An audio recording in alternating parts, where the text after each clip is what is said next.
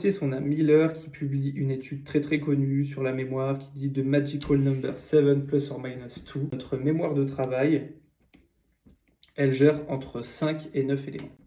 Mémoire de travail, ça peut gérer 5 à 9 éléments.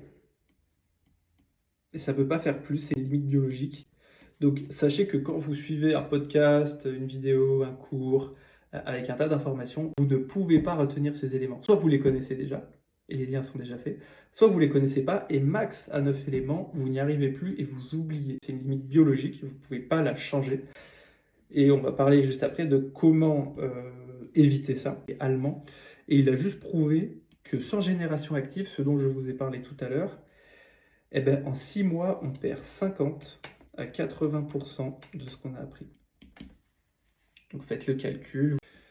Donc comment éviter de tout oublier? Donc 1, c'est pas prendre trop d'éléments en même temps. 2, c'est créer de la génération active. Miller a découvert qu'on ne peut retenir que 5 à 9 éléments, mais quand les éléments sont groupés, ils ne comptent que pour un. Donc la première des choses, c'est regrouper les informations. De toute façon, ça fait partie après des hauts niveaux de la solo-taxonomie, c'est être capable de regrouper vos informations pour mieux les mémoriser, les travailler, les appliquer.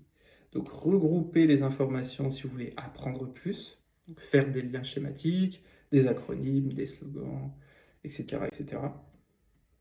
Et la deuxième, c'est la génération active.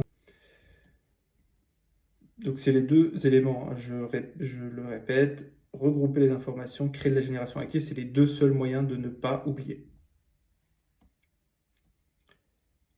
Quelques cheminements logiques à se souvenir. Si vous avez trop d'infos,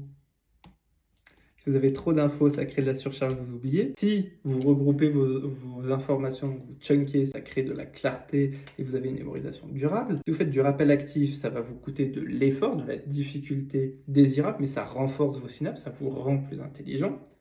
Et la myéline, ça automatise en fait la compétence, l'utilisation de vos neurones. Et ça, c'est de l'intelligence pratique, c'est ce que l'entrepreneur veut de